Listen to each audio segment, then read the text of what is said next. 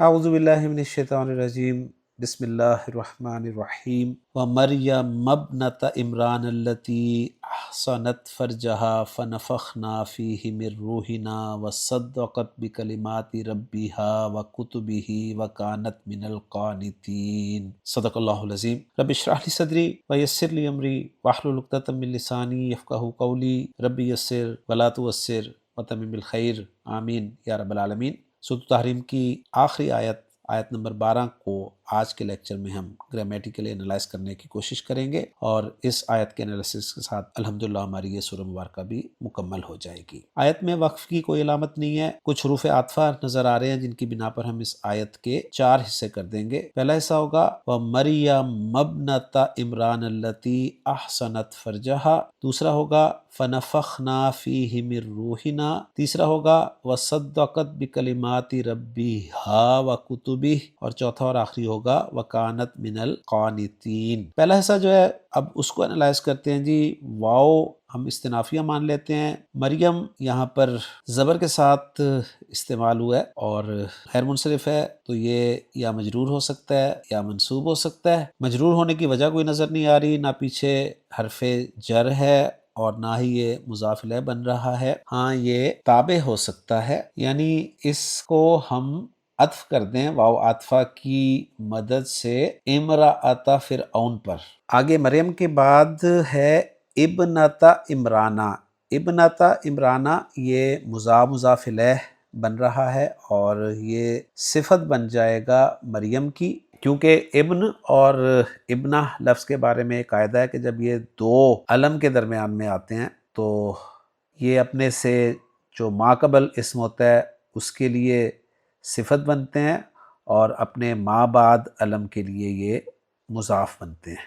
آگے ہے جی التی اسم موصول، اور التی اسم موصول کا جو صلۃ الموصول ہے وہ ہے احسنت فرجہا۔ احسنت فعل ہے، فعل ماضی معروف واحد مؤنث غائب کا صیغہ ہے، ہا صاد اور نون حروف مادہ ہیں، باب فعل سے استعمال ہوا ہے۔ احسن یحسن احسانن۔ ہاں صاحب کی ڈکشنری میں چیک کرتے ہیں جی کیا معنی انہوں نے لکھے ہیں اس کے، بتا رہے ہیں حفاظت کرنا، بچانا اس کے معنی ہیں جی۔ احسنت فعل با فاعل، ہیا ضمیر مرفوع مستتر فاعل ہو گیا، فرجہا مضاف الیہ ہو کر مفعول بہ، اور ہا کی ضمیر جو ہے وہ مریم کی طرف جا رہی ہے۔ یوں احسنت فعل اپنے فاعل اپنے مفعول سے مل کے جملہ فعلیہ ہو کر صلۃ الموصول بن گیا التی اسم موصول کے لیے، اور التی اسم موصول اپنے صلۃ الموصول سے مل کر یہ بھی مریم کی صفت بن جائے گا، اور یوں مریم موصوف اپنی دونوں صفتوں سے مل کر عطف ہو جائے گا امرأۃ فرعون پر۔ یوں پہلا حصہ ہمارا انالائز ہو جائے گا۔ دوسرا حصہ جو ہے وہ ہے جی فنفخنا فیہ من روحنا۔ فا عاطفہ نفخنا فعل ماضی معروف جمع متکلم کا صیغہ ہے جی، نون فا اور خا حروف مادہ ہیں۔ خان صاحب کی ڈکشنری میں دیکھتے ہیں اس کے معنی کیا ہیں۔ خان صاحب لکھ رہے ہیں نفخ ینفخ باب نصر ینصر سے استعمال ہوتا ہے، نفخن اس کا مصدر ہے جس کے معنی ہے پھونک مارنا، تو نفخنا یہ جیسے میں نے کہا جمع متکلم کا صیغہ ہے، تو نا ضمیر مرفوع متصل بارز جو ہے جمع متکلم کی یہ اس کا فاعل ہے۔ نفخنا فعل با فاعل، فیہ جار مجرور متعلق نفخنا فعل کے، اور فیہ میں جو ہو کی ضمیر ہے یہ فرج کی طرف لوٹ رہی ہے۔ آگے ہے جی مر روحنا۔ مر روحنا جار مجرور ہے جس میں من حرف جر ہے اور مجرور روحنا ہے جو کہ مضاف الیہ کا مجموعہ ہے، اور مر روحنا جو ہے یہ متعلق ہو جائے گا نفخنا فعل کے۔ یوں نفخنا فعل اپنے فاعل اور اپنے دونوں متعلقوں سے مل کر جملہ فعلیہ بن جائے گا۔ اگلا حصہ ہے وصدقت بکلمات ربہا وکتبہ۔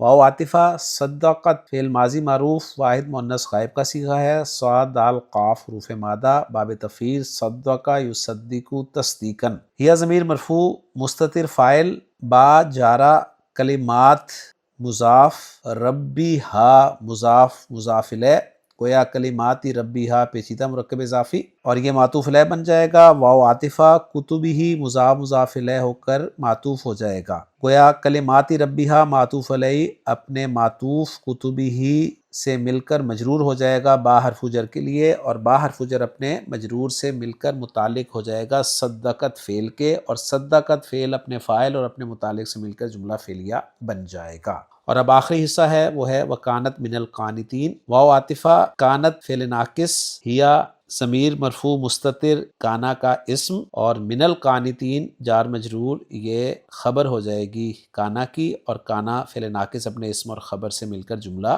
فعلیہ بن جائے گا۔ یوں ہمارا یہ انالیسس جو ہے وہ مکمل ہو گیا۔ اب ہم محمود صافی صاحب کی ورکنگ کے ساتھ اپنی ورکنگ کو میچ کر لیتے ہیں جی۔ تو محمود صافی صاحب بتا رہے ہیں کہ واو عاطفہ ہے، مریم معطوف علی امرأۃ فرعون ہے، منصوب ہے، اور بنتا بدل ہے مریم سے، یا عطف بیاں ہے، منصوب ہے، التی موصول فی محل نصب نعت ہے مریم کے لیے، فی متعلق ہے نفخنا فعل کے، اور ضمیر جو ہے یہ فرج کی طرف لوٹ رہی ہے۔ من روحنا متعلق نفخنا فعل کے ہے، اور من جو ہے تبعیضیہ ہے، بکلمات متعلق بھی صدقت، اور من القانتین متعلق بھی خبری کانت۔ جملہ احسنت لا محل لها صلۃ الموصول التی، نفخنا لا محل لها معطوف علی جملۃ الصلہ، صدقت والا جملہ لا محل لها معطوف علی استئناف مقدر ای فحملت بعیسیٰ وصدقت بکلمات، اور جملہ کانت من القانتین لا محل لها معطوف علی جملہ صدقت۔ تو الحمدللہ جی ورکنگ میچ ہوگی محمود صافی صاحب کی ورکنگ کے ساتھ۔ اب